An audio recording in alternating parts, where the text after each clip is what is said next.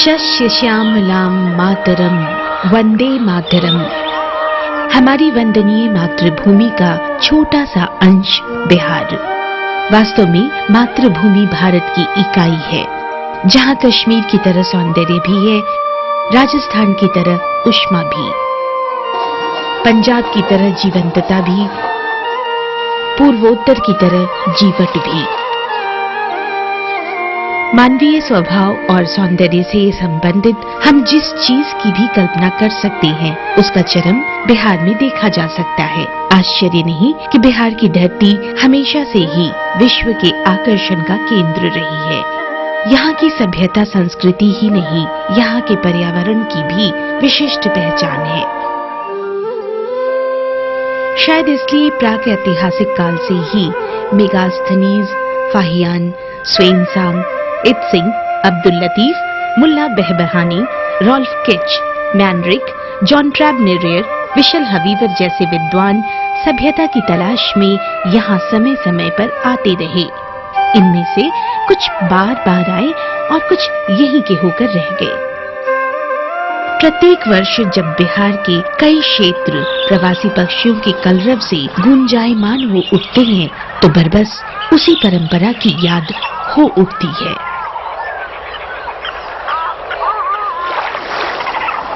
हर एक वर्ष प्रवासी पक्षियों का निर्बाध निरंतर आगमन हमें बिहार की धरती पर गौरवान्वित होने का अवसर देती है कि हमने उनकी अनुकूल वातावरण अभी भी सुरक्षित रखा है। बिहार में प्रवासी पक्षियों की पहली झलक मई में मिलनी शुरू हो जाती है। राजधानी पटना से लगभग 10 किलोमीटर दूर दानापुर सैनिक छावनी में सड़कों के किनारे लगे ऊंचे घने पीपल, जवर, यूकेलिप्टस और वट के पेड़ रातों रात लंबी गर्दन वाले दूध से सफेद पक्षियों से आच्छादित हो जाते हैं। इन पक्षियों का आगमन हर एक वर्ष होता है।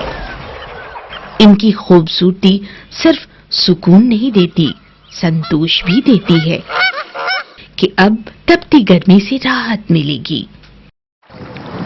ये मौसम में बदलाव का संदेश लेकर आते हैं।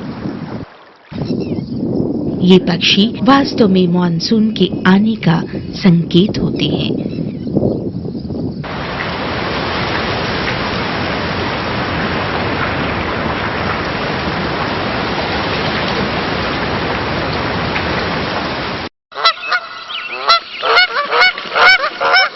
आम बोलचाल की भाषा में जांघिल कहे जाने वाले ये खूबसूरत पक्षी मीलों का सफर तय कर यहाँ पहुँचते हैं। गौर करने की बात है कि ये पक्षी सिर्फ विचरण के लिए नहीं आते, बल्कि अपने साथ अपनी एक पूरी पीढ़ी को साथ ले जाते हैं।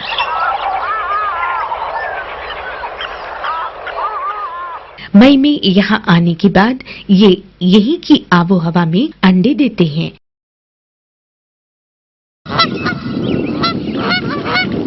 और यहीं के आकाश में अपने बच्चों को उड़ना सिखाते हैं।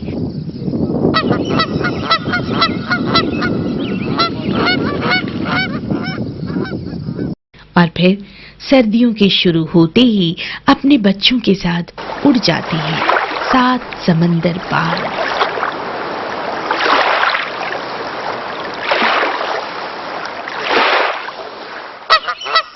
इन पक्षियों की सबसे बड़ी विशेषता इनका अनुशासन है। शायद इसलिए दानापुर सैनिक छावनी का अनुशासित वातावरण इन्हें भी आकर्षित करता है।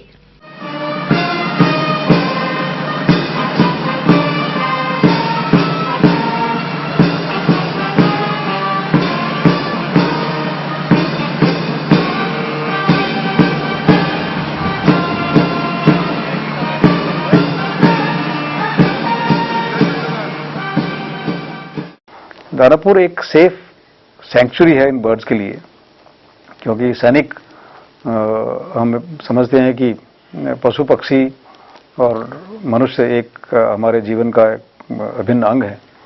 तो यहाँ पर बर्ड्स को हम देखभाल करते हैं, उनको कोई नुकसान नहीं पहुंचाते हैं। तो ये बर्ड्स अपने आप को सेफ, सुरक्षित समझते हैं यहाँ पर, और इसी वजह से यहाँ पर कैंटोनमेंट में ये 6 महीने का समय बिताते हैं, और बच्चों को जब बड़े हो जाते हैं फिर वो यहाँ से वापस चले जाते हैं। जांघिल समूह में उड़ना पसंद करते हैं और भोजन के लिए मूलतः मछलियां या पानी के जीवों का शिकार करते हैं।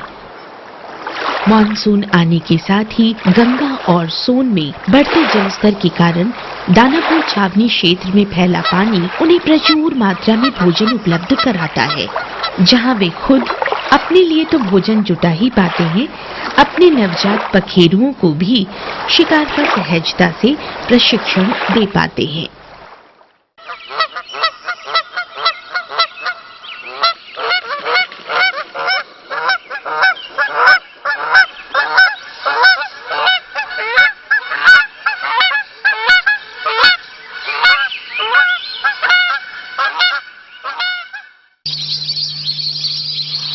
बिहार के प्रवासी पक्षियों को आमंत्रित करने वाली एक और खूबसूरत स्थान है कांवर झील। बेगूसराय से लगभग 25 किलोमीटर दूर प्रसिद्ध धार्मिक स्थल जयमंगलागढ़। जयमंगलागढ़ के चारों तरफ फैली है कांवर झील।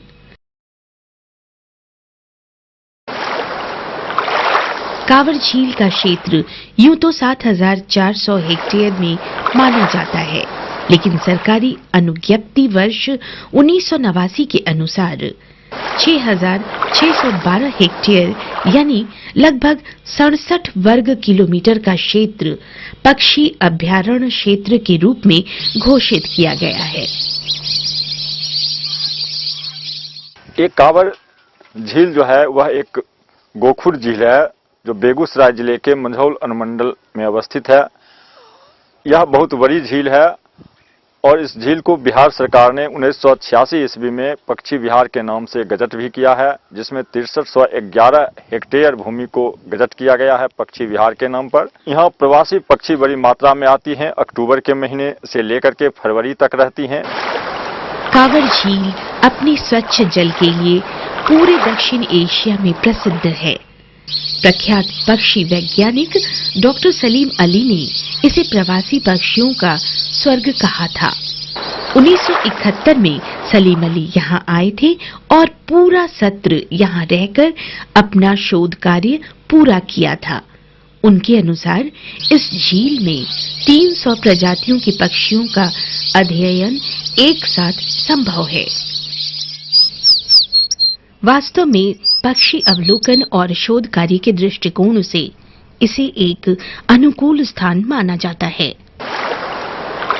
कांवर झील की उत्कृष्ट जलवायु, जैव विविधता और संतुलित आहार युक्त वातावरण की विशेषता ही है, जिसके कारण हर एक वर्ष हजारों मील का सफर कर हजारों पक्षी यहाँ नियत समय पर पहुंच जाते हैं।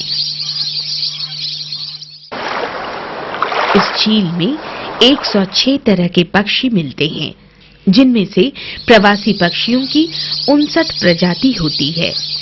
इन प्रवासी पक्षियों का आगमन सर्दी आरंभ होने के साथ ही शुरू हो जाता है और बसंत ऋतु के समाप्त होते होते वे अपने गंतव्य स्थान की ओर लौट जाते हैं।